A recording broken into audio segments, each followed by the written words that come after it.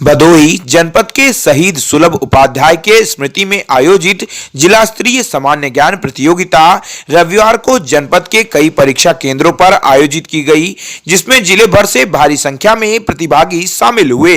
प्रतियोगिता का शुभारंभ जंगीगंज में एक परीक्षा केंद्र पर भाजपा नेता सुनील मिश्र ने बच्चों को प्रश्न पत्र बांटकर किया। सामान्य ज्ञान प्रतियोगिता में सामान्य ज्ञान के अलावा भदोही जनपद शहीद सुलभ उपाध्याय से संबंधित सवाल पूछे गए थे। भदोही के लाल शहीद सुलभ उपाध्याय स्मृति में यह प्रतियोगिता आयोजित की गई।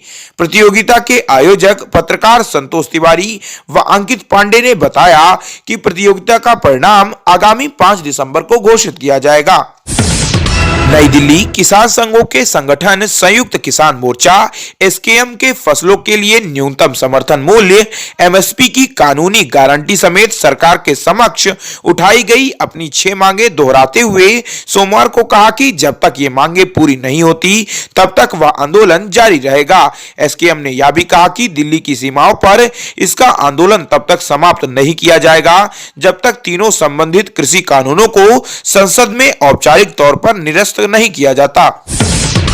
नई दिल्ली देश भर में पिछले 24 घंटों में कोरोना संक्रमण के 7,589 नए मरीज सामने आए हैं। ये पिछले 543 दिनों में सामने आए दैनिक मामलों में सबसे कम है। देश भर में पिछले 12,202 मरीज कोरोना संक्रमण में उबरने से सफल रहे हैं। नई दिल्ली पेट्रोलियम मंत्रालय ने सोमवार को कहा कि मौजूदा क्षेत्रों से तेल और गैस उत्पादन को बढ़ाने के लिए प्रौद्योगिकी के साथ पारदर्शी तरीके से निजी क्षेत्र को जोड़कर प्रयास किए जाने चाहिए। मंत्रालय का यह बयान अपने दूसरे नंबर के शीर्ष अधिकार के उस बयान के बाद आया जिसमें उन्होंने ओएनजीसी को अपना सबसे बड़ा तेल एवं गैस क्षेत्र विदेशी कंपनियों को देने को कहा था। सैयद मुश्ताक अली ट्रॉफी 2021-22 रोमांचक फाइनल में तमिलनाडु ने कर्नाटक को 4 विकेट से हराया, लगातार दूसरी बार बना चैंपियन।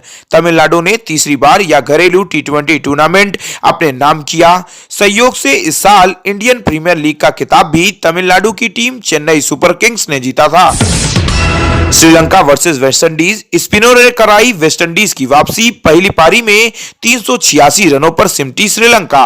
वेस्टइंडीज ने टी ब्रेक तक अपनी पहली पारी में बिना किसी नुकसान के 12 रन बना लिए हैं। वेस्टइंडीज के लिए बाएं हाथ के स्पिनर जोमेल वर्किनर ने 87 रन देकर 3 विकेट लिए। उत्तर प्रदेश चुनाव, कानपुर में भाजपा की बेहद अहम बैठक, नड्डा देंगे कमल खिलाने का मंत्र। बीजेपी का क्षेत्रीय बूथ अध्यक्ष सम्मेलन दोपहर 2 बजे से कानपुर में शुरू होगा। इसमें पार्टी के राष्ट्रीय अध्यक्ष जेपी नड्डा और सीएम योगी आदित्यनाथ मौजूद रहेंगे।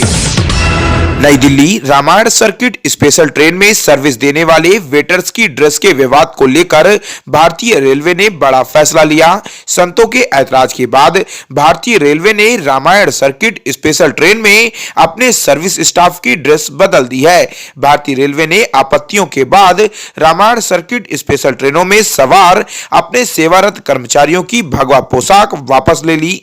रेलवे का कहना है कि सेवा कर्मचारियों की पेशेवर पोशाक के रूप में सेवा कर्मचारियों की पोशाक पूरी तरह बदल दी गई है। असुविधा के लिए खेद है। आईआरसीटीसी ने यह जानकारी अपने ट्विटर हैंडल पर शेयर की है।